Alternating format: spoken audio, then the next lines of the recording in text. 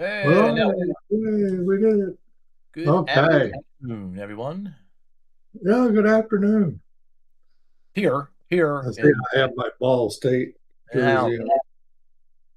For all you people who are familiar with Ball State in Muncie, Indiana, and I'm not a big fan. My daughter worked there for a while. So, still representing, I see. and the ball comes from ball mason jars. Oh, yeah. That's that's where they were made for many years. Not now, like everything else. Manufacturing goes kaput. Yikes. Yeah. Went somewhere.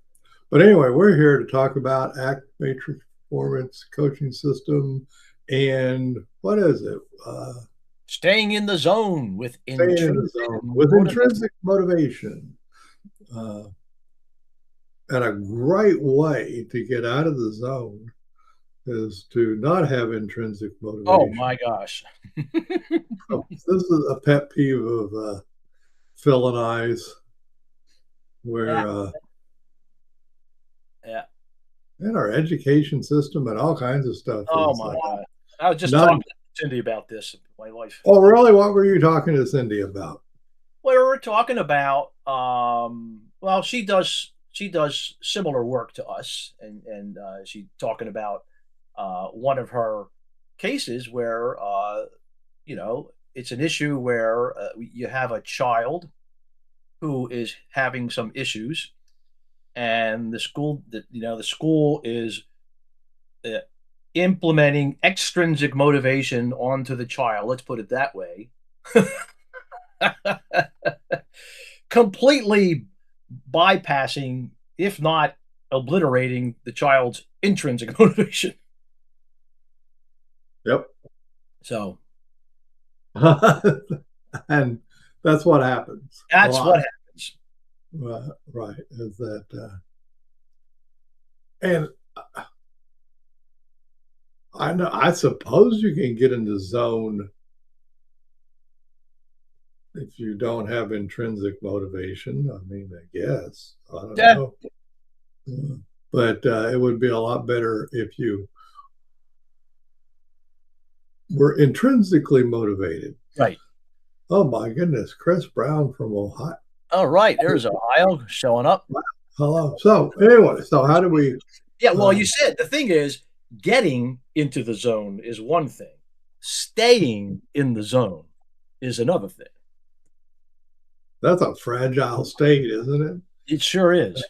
Uh, well, let's say you're in the zone and then your coach yells out something for you to do, Yeah. Remember to blah, a blah, command, blah. right?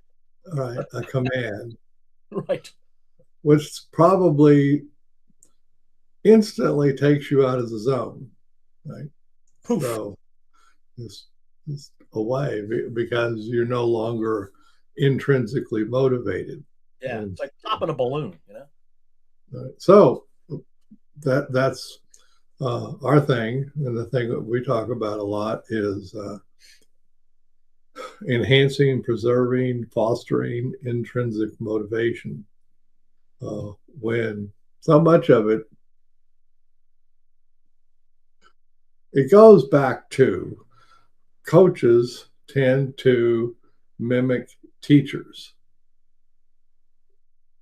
Uh, for that matter, therapists tend to mimic teachers. Yeah. We're all And, we're all trapped in the same system. right, and I guess everybody does because you're so used to sitting there in a classroom with a person up at the front of the room Yep.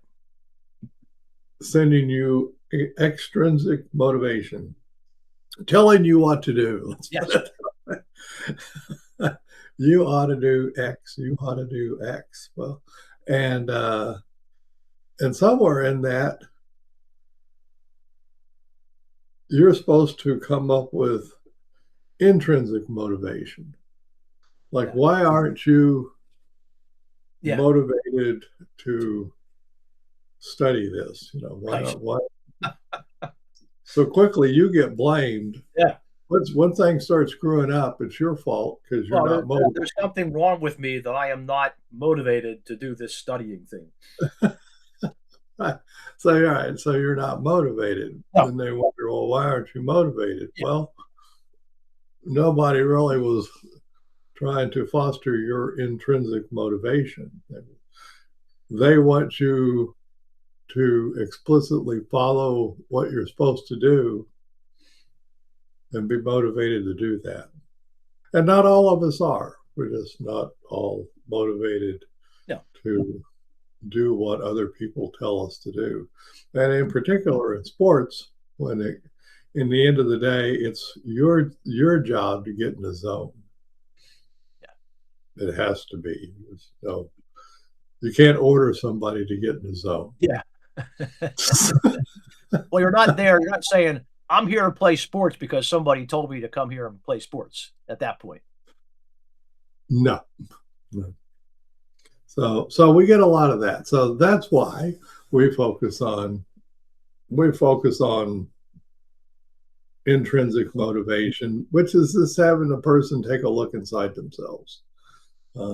Essentially, is what we do. And so the way we do that, if you want folks want to know, is right. We throw the diagram up, and when things come up, we ask the person, oh, well, where would that go on the diagram? Now, in that question, you're actually saying, where would it go inside of you? Where would you put it inside of you? Here. It's just a question. And now they can ponder it and look at it. And so for that matter, where would one put intrinsic motivation on the matrix? Where would you put it? I know where I'd put it. Yeah, me too. Any of our audience people willing to take a shot at that? If they would know where intrinsic motivation comes from. Nobody, Chris or They're going inside right now, Kevin, as we speak. Upper right. Upper right. All right. Oh, good enough. There you go. You can put it up there. Absolutely. And you're doing that upper right move based on what's going on where. I mean, it's always a combination. You probably wouldn't be out there unless there was some extrinsic motivation. But yep, upper right, that's a good spot. Yeah. But it's always something to be contemplated, always something to be thought about. However, in the end of the day, you focus in on who's important, and you focus on the ball or the racket, or the other players on the court, right. The court, the other things, the obstacle. It's just tricky, folks. Mm-hmm. So we're fostering. So what in coaching, when you instruct somebody to do something, which is part of coaching, you say, well, you ought to practice this, right? Yep. So how do you then go about fostering intrinsic motivation when you're just told somebody to do, 100 repetitions of something? Where does it come, Bill? Yes. Well, once again, you're gonna have to go inside yourself. Here's how I would do it. I'd say, well, you really need to practice. And I'm a coach, and I would need to tell you to practice whatever a bunch of times, whatever the number is. And while you're doing that, notice, and here we go. Notice the details of what you're doing. Mm-hmm. And so now you have the extrinsic motivation of practice X. But then you foster the intrinsic by having them exquisitely notice what's going on while they're practicing, whatever it is. So if you're practicing disc golf. Do they have disc golf coaches, Phil? Oh my gosh, do they have disc golf coaches? Oh, they do. Okay. You go on YouTube and you Google you YouTube in disc golf coaches, and you would be a plethora of them will show up. Oh, really? Wow. Okay. So, what might a disc golf coach tell somebody to do? Well, back to what you're saying, if they're really kind of know what they're doing, they're going to say that, the exquisite noticing is going to be noticing, the feel of the disc in your hand, and where your arm is relative to looking at the target. And Right. So, are you practicing throwing a disc at the target? you're, yes, it could be. Oh, That's one of the things that you're starting to do. how about, okay. Okay. So they say you need to do something 100 times. Yeah. What might you need to do 100 times? Well, let's say they're going to say practice a standstill throw, just standing on the tee pad and just working on your backhand form or your forehand form or whatever form it is that you're And using. what's it? So you said it's standing? The stance that you would take Oh, the prior stand. to, yeah. Oh, oh. So like a batter's box gets into a stance, right? A baseball player will walk into the batter's box and assume a stance, or um, uh, someone saying overthrow disc golf. Yeah, right. I know about overthrow. Someone saying overthrow disc golf is very good. I agree. Yeah, he's a good Eh, coach. So anyhow, but a tennis coach, right? Back to you. oh, tennis coaching. Oh, what? The classic is you practice forehands, you practice backhands. It's the same thing. Yeah.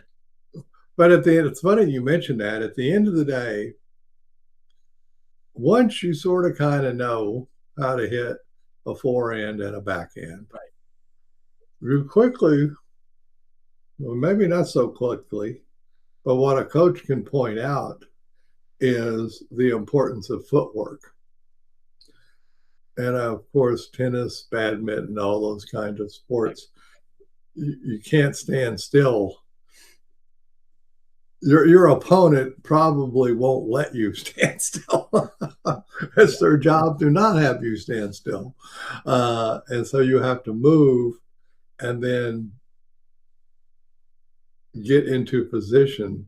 But Get your that feet. position is extraordinarily important. Where your feet are and how they're Right. placed Yes. really determines the stroke. Yep. That's the strangeness of it, of that your footwork determines the stroke in the end.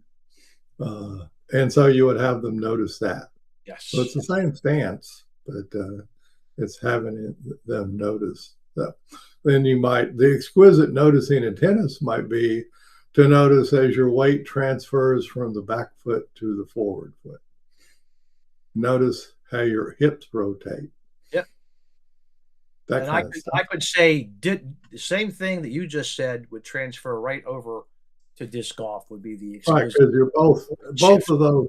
Well, batting and all of that is using the coil, the unit turn, The the coil. coil, The the coil. coil, Yep. right?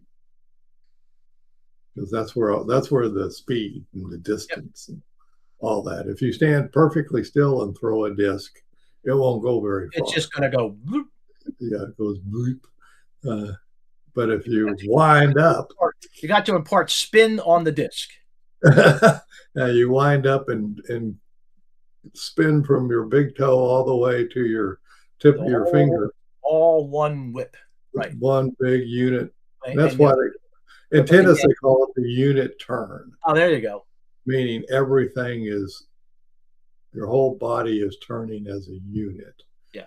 But it's really, and one of the for the tennis folks out there, one of the best things I was ever taught, especially for a forehand, is think about skipping stones. Now Yeah. you go, what would you do if you went out to a lake and had you some flat rocks and you want to try and skip them, what would be your motion? Right. Because it's a very free motion and you're just a kid. And it's a natural motion. It's a natural motion, right? And You so, don't but have it's to a teach way. it. And then the next thing after that is, well, if you were cracking a bullwhip, what would you do to crack a bullwhip? Well, believe it or not, it's the same motion as skipping stones. It's the same thing. But so it ends up being a crack of your wrist, yeah. But it starts with your feet. And so that's so you think batting is much the same way. Yeah. Baseball batting, softball batting. Now they do. I guess they used all the steroids to build their shoulders up so they could just sort of whack it with their shoulders. But that's, still, you got to have some feet involved, Oh yeah. most definitely. So now, see, what Phil and I are talking about is exquisite noticing. So you've been told to do the reps, yes, but you're the one who does the noticing. Yep. Of each little, well, each detail, and then how all the details come together to make the motion. Yeah. You know, that's the getting in the zone. Yeah. Yeah. So yes, coaches tell people to do things, and you go do them, and then you do exquisite noticing. Yeah. No, and that's the word is noticing. That's what we use. So we would say, don't go do this and notice. There you go. That quick. Go do this and notice. And then what's the next step of this? Well, parents get involved or boosters get involved. And you ought to be winning for some other reason. Yes. Other than the love of playing this game. Other than your love of playing a sport, right? You're doing it for your family to make money or to. Yeah. Yeah. Yeah, or to get a scholarship, as Jazz has said when she works with those young people that who are being told, okay, this is your ticket into a university. Well, then you have the extrinsic motivator of money. Somebody's dangling money over here, and you're over there, and you're trying to get to the money. Yeah. Right. Bragging rights. Yeah. Bragging rights. Yeah. That's ego. That's ego getting involved. Now we got ego. Notice when your ego shows up.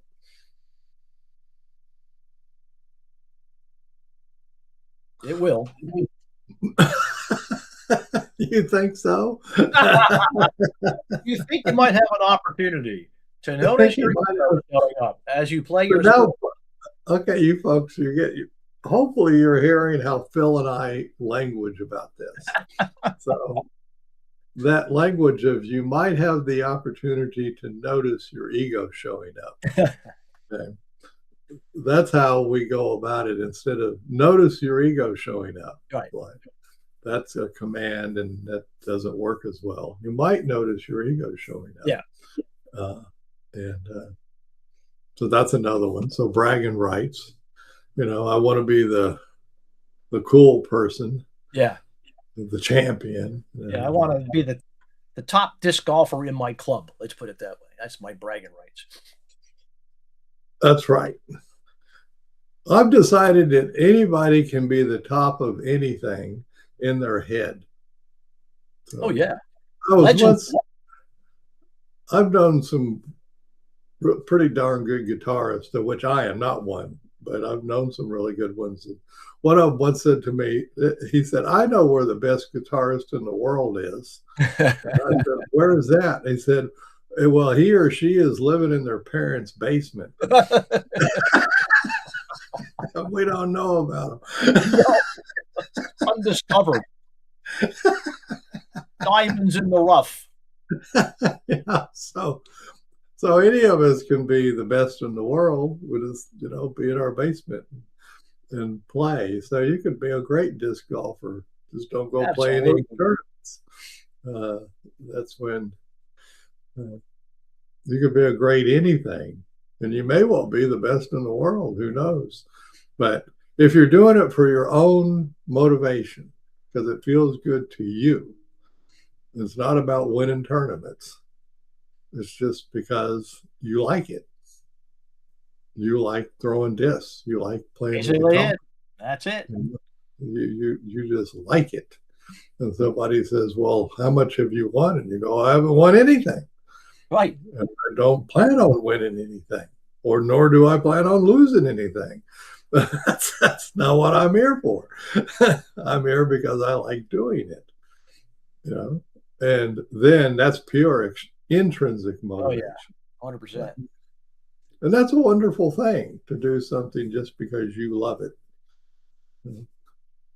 You're not you're not comparing yourself to others. Uh, that's a desiderata, isn't it? Yeah. Do not compare yourself with others. Yeah. Uh, Well, that's keeping your channel open, Martha Graham yeah, too. keeping your channel open and all that. So, but then we hit reality, and it's like, well, no, I'm on a team, so I need to win for the team. And if I Yep. do a lot Yep. of winning for the team, then I might get a scholarship, and I might make some money at this. Heck, most of the things in our world have, I should say, the hobbies. We don't Mm. have so many hobbies anymore Yeah. because the hobbies became a side gig to make money. So many Yep. of them, Somewhere along the way. and all we got so money focused. That's when somebody mentioned money or something. Well, you got the money. It's once you're motivated by money, well, that's extrinsic motivation. That's, I mean, I personally, I get motivated by food. You know, Oh I yeah. see, if I'm sitting in a in a restaurant that has a buffet, let's even say, and I'm just sitting there, well, and I'm hungry, Yeah. there's an extrinsic motivator. I want to get up and go to the buffet. There it is. Right over there. I want to go get it. So it's tricky doing this intrinsic and extrinsic It really is. motivation. It really is. It's always tricky. So, however, we know how it can be blown, which is uh, parents that go the the horrible parents that you see in YouTube videos. It's going nuts in football and baseball and soccer and all the different things because they want their kids to be champions for their ego, for the parents' ego. Uh, and and then they want it for money, and then they want it for this. And pretty soon the kid just doesn't like doing it. Yep. None of us do.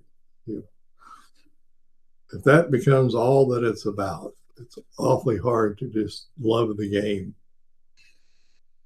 And some of them, I mean, Michael Jordan, Larry Bird, you hear them talk, they love to play basketball.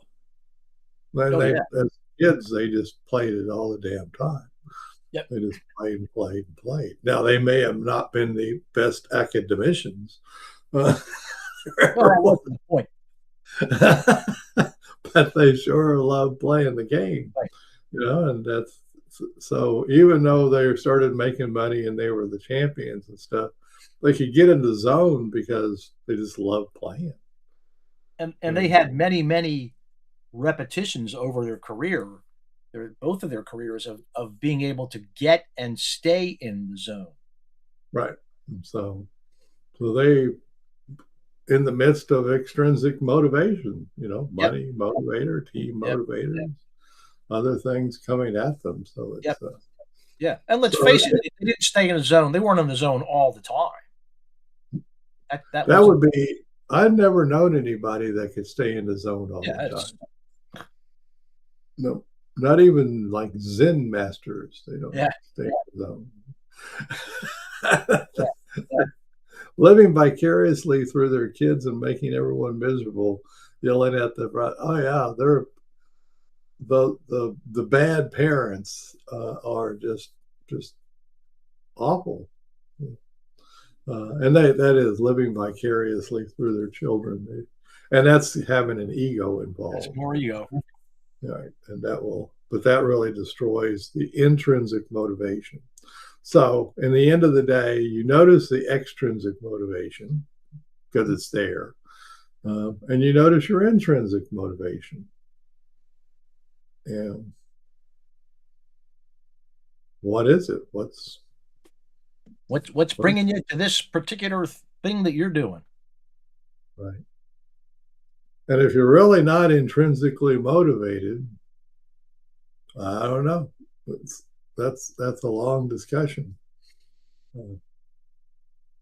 I know what I probably never really no somebody taught me how to serve, strangely enough, Mm. for tennis.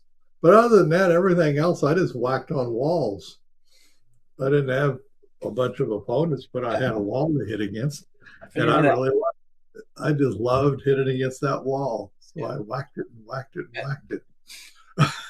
Well, I and you're mean, bringing up something else about the noticing, and it's the noticing how it feels when you do these things. yeah, I like the feel of my smacking it and the sound that the ball makes as it hits the wall and comes back at me. And yeah, oh yeah. I mean, all the guitar playing and piano playing I've done. I love the sound of tennis.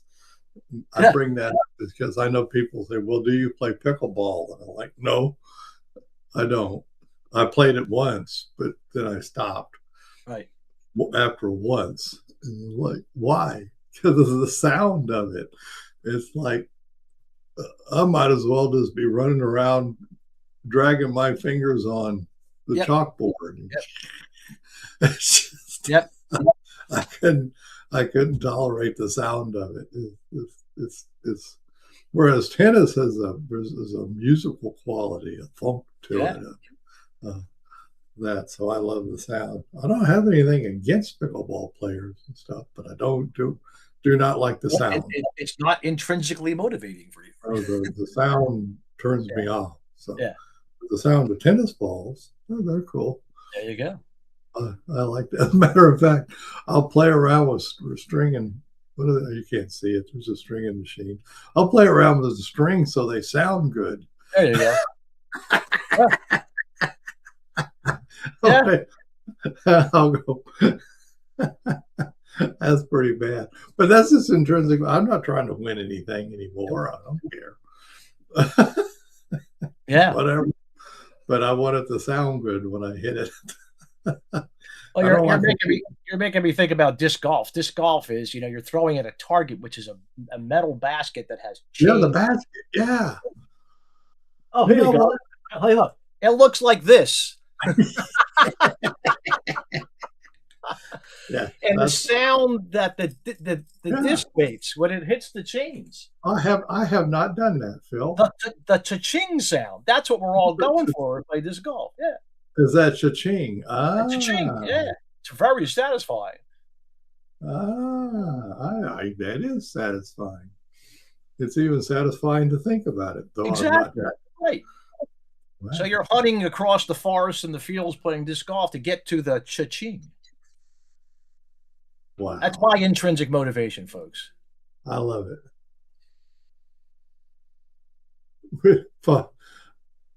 I guess our point is in youth sports and adult sports for that matter, one must keep noticing the extrinsic and intrinsic motivation.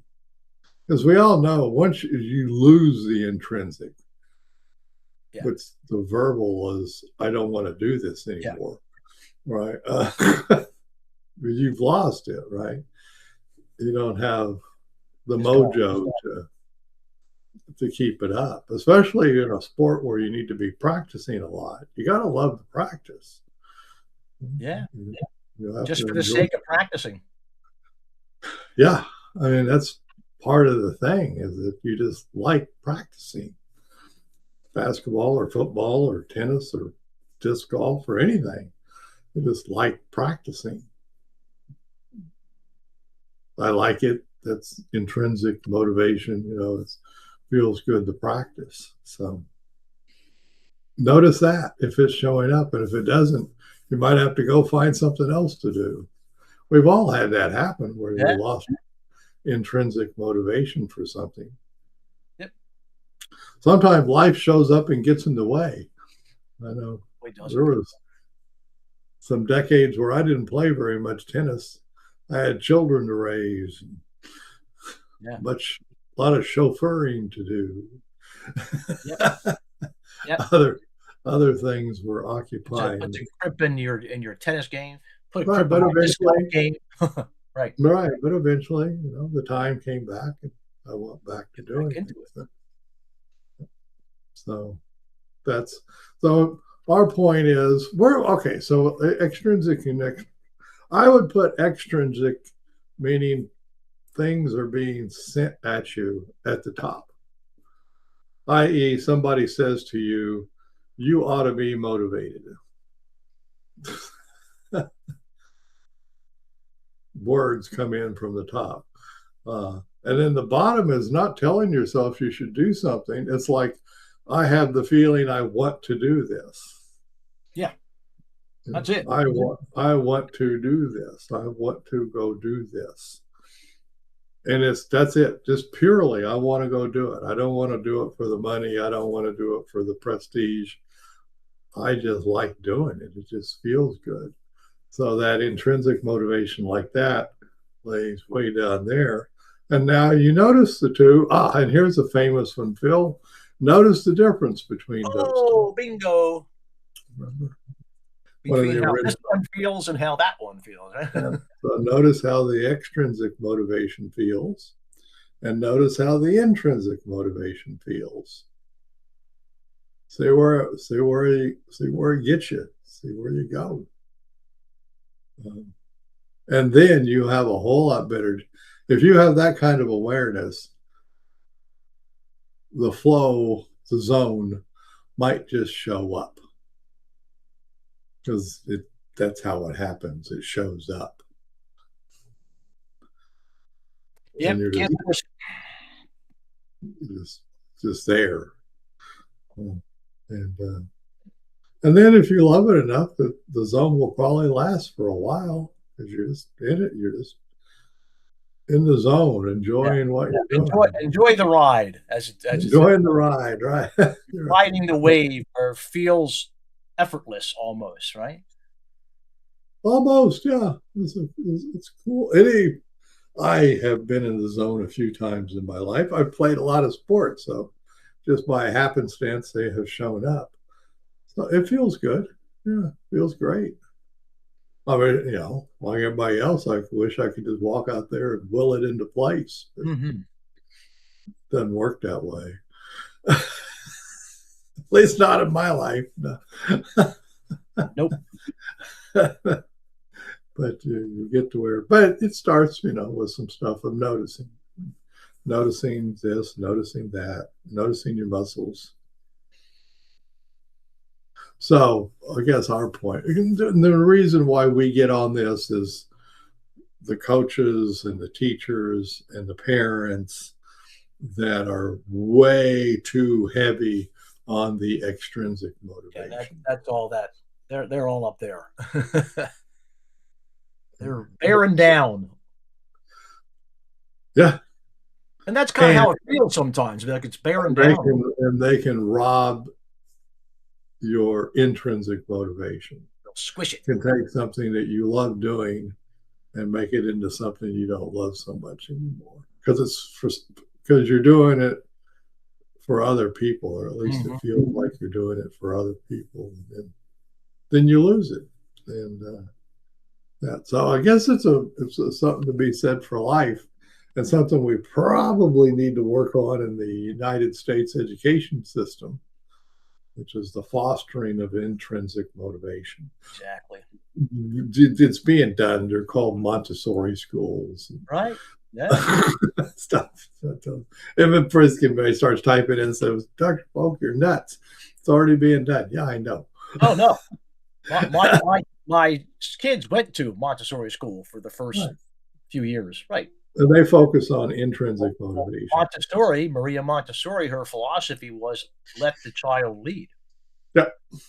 And that's the fostering of setting the context. Yeah. So the conditions were there. It wasn't like lead anywhere. It was the conditions were there. The conditions there,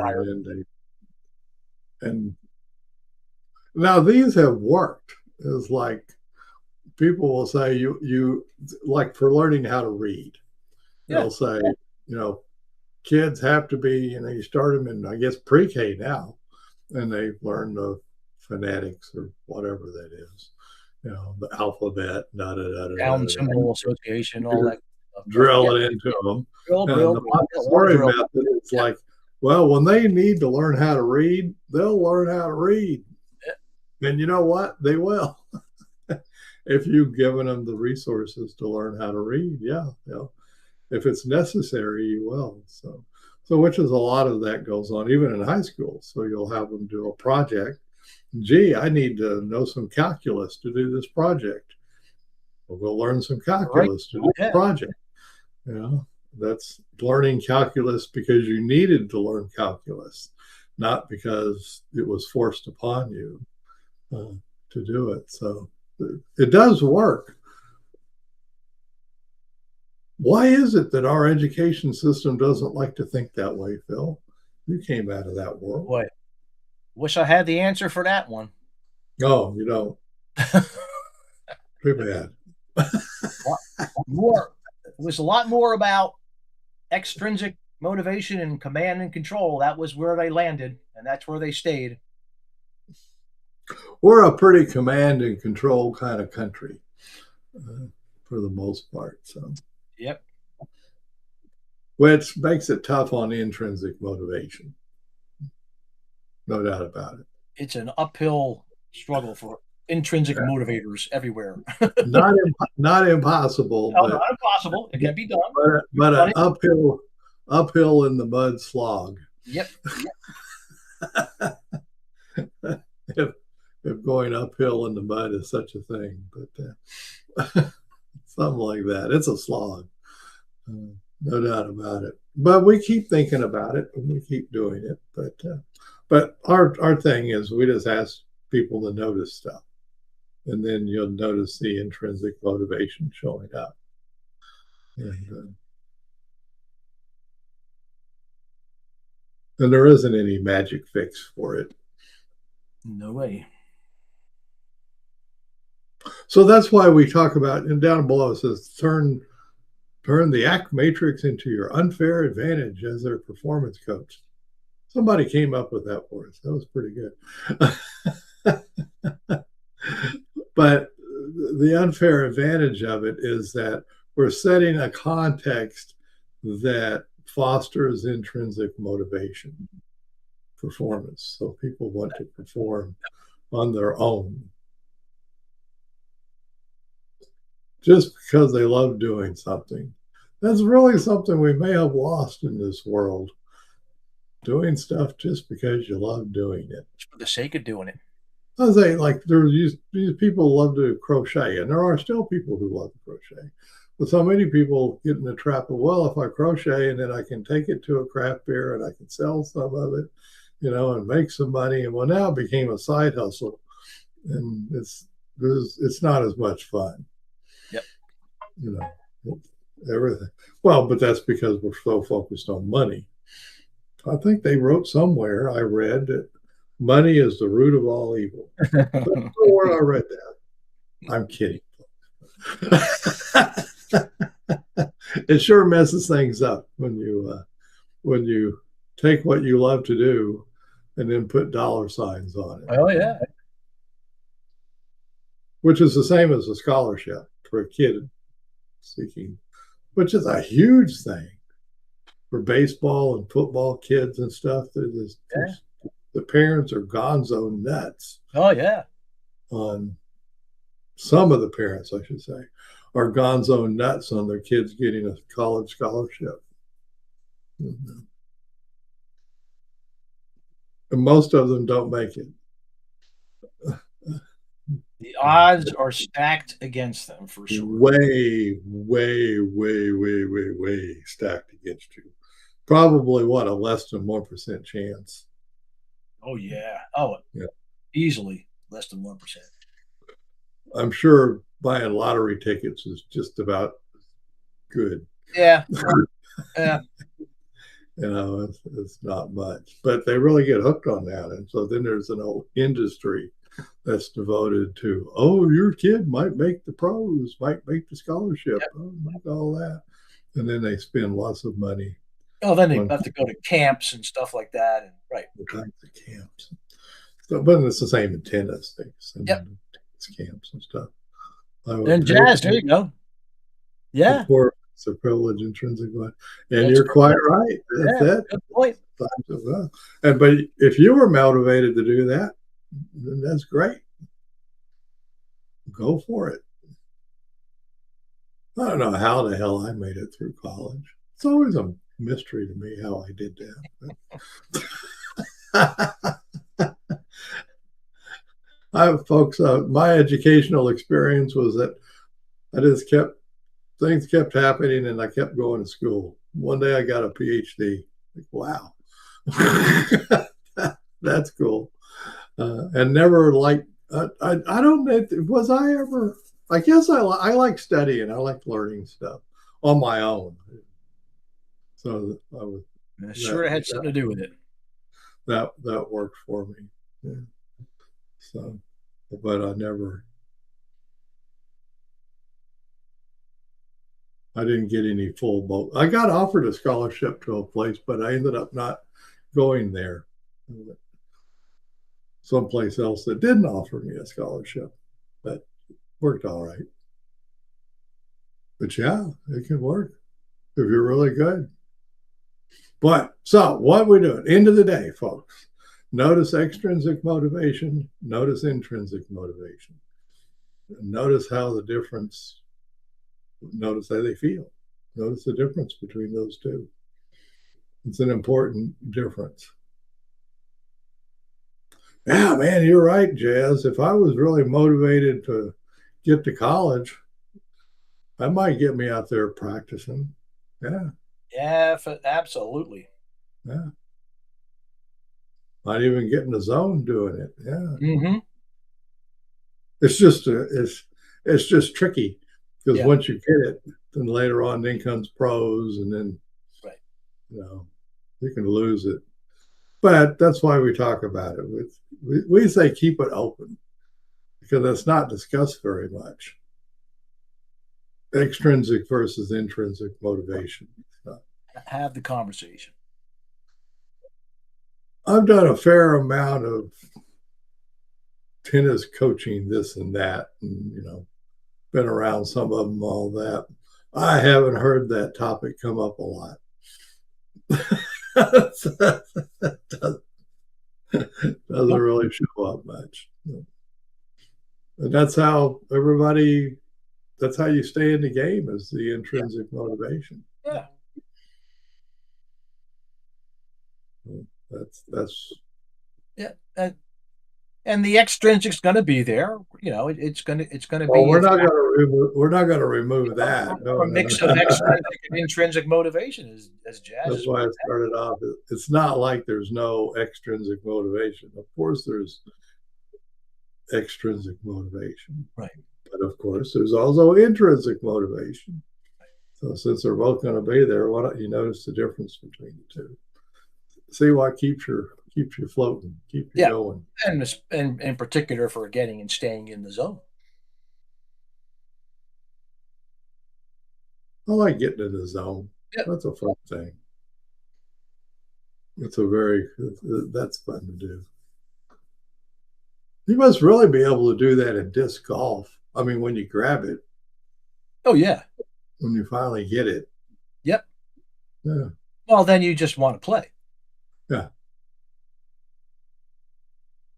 And you take yourself out there. And you don't have to keep score. And you don't have to keep score. And Right. no one has to be around to watch you or tell you what to do. It felt like intrinsic motivation, I'm Oh sorry, yeah, okay. Well, there you go. more like fear of negative consequences of not being exceptional. Yeah, Yikes. That's a lot of noticing, Jazz. that's some pretty. Yeah, That's cool I can noticing. relate to that. Years of Catholic school are very similar.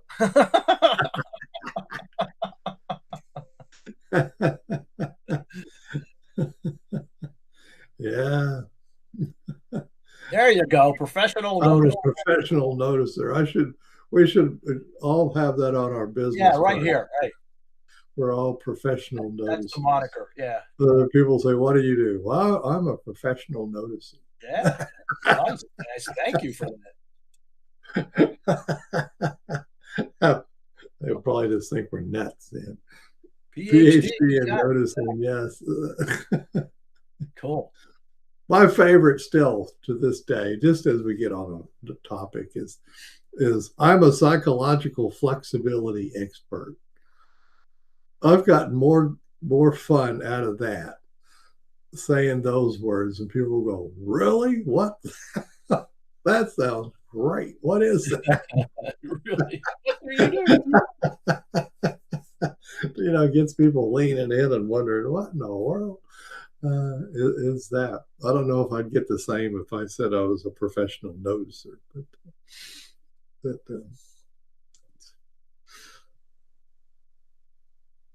performance coach is pretty good though. Yep. That's what we use for this is performance coaching. People like that. Sort of brings in a bunch of stuff. So what are you going to do next, Phil? Aikido or disc golf? Well, today is a day for the dojo. It's a dojo day. I'll be heading out to the dojo later on. I want to go play tennis. So see how the balls sound on the strings. There you go. You ought to hear how a dead ball sounds. Oh, Jazz would know that when you hit a dead ball. There's a very distinctive sound to it. I'm laughing because it's sort of funny. Probably not if you're trying to someone usually, I mean, you're just practicing when you get a hold of a dead ball. It's not going to be in an actual match. So, but they're a funny thing to hit. Like, they definitely not a pleasant sound. But see, there's noticing again. See, there you go. Noticing. Always comes back to the noticing. So we shall go forth and we shall notice extrinsic and intrinsic motivation. See what's floating our boats. Tennis just feels like home. Oh, Jazz, don't I know that? Those sounds are deeply embedded. I get it. I know.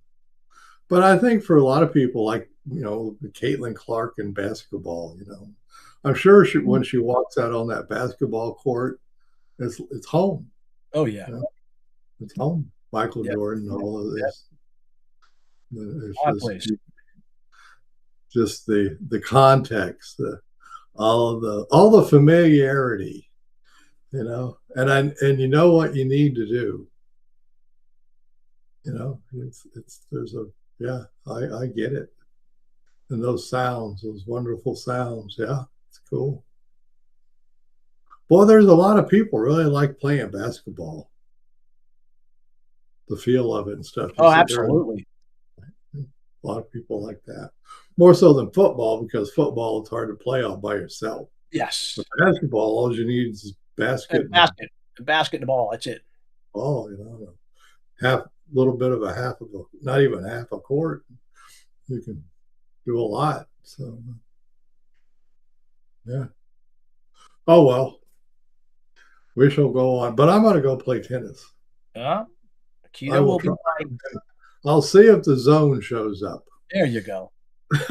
I'll do the same thing when I go to a keto today. See if I can get myself into the zone.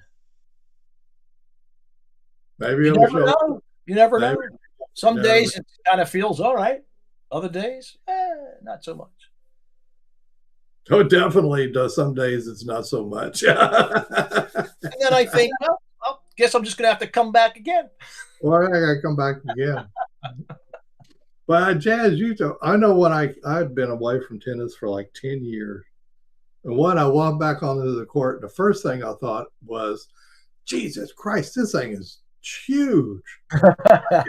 Remember how big these courts are. I mean, this is giant. Uh, but then after a while, you're out there and yep, it gets to be home again. And now when I walk out there, it's home again. Yep, that's where it feels good to be out there. And now, of course, I can hit it on a wall. You can get a ball machine. You can even hit by yourself these days. Lots of ways to go. There's lots of ways to go. Gets people hitting at you, whacking tennis balls at you. That's fun. It's fun to be. That's why it's a popular sport. And by the way, Jazz, as you and I both probably know, the New York Times said it's the healthiest sport for longevity. So there. Yeah. Everybody go out and play tennis. Have a longer life. No excuse not to now, right? The secret is all the shorts. Great for the brain, right? It's great for the brain. It's like playing chess while running a whole bunch of sprints. It's something that's sort of what it's equated to. Right. So your heart rate goes up to 140 and then comes back down to 90 and then goes back up to 140 and then back. And those up and down of the heart rate is good for you. And then, yeah, the chest part of it hitting your place. Yeah, that's cool. Fine, everybody take it up. I'm sure. Jazz, are you in San Antonio? Not San Antonio. Never mind. What is that? Laredo? Nope, nope. Lubbock. I think she's in Lubbock. Lubbock. Lubbock. I got it right. I had to go through the list of Texas towns. Lubbock. You're in Lubbock now. You're playing tennis in Lubbock? They must have tennis. No. I bet you they got wind out there. I learned to play in Oklahoma, and it's really not very far from Lubbock. If you think. Man. I have literally seen the wind blow the ball back over the net. You'll hit a lob or something to be close to the damn wind, come up and blow it back over the net so you can't get to it. Not today, right? Like, oh my God. Yeah, and then if you're on the other side of that, got a 40-mile-an-hour wind coming at you. And I don't know anyone. Oh, man, I don't. Too bad I'm not there in Lubbock. I'd go hit a few balls with you. Those are fun. Get out. And that's what us tennis players call it, out hitting, right? Just hitting. Yep. Hitting. It's a pleasure. Well, maybe you'll find somebody, hopefully. But it is windy out there. There's no doubt about that. There's an old saying out that way, folks, like in Lubbock, there's nothing between the North Pole and Lubbock except a barbed wire fence. there's both a velocity and a texture to the wind out there that just will almost knock you over. It really will. That's amazing flat winds out in that part of the country. But every once in a while, it'll finally cool down and you'll get to go play. And cool down, I mean the wind will settle down. You'll get to play. I played in Oklahoma. I learned to play. So it does stop sometime.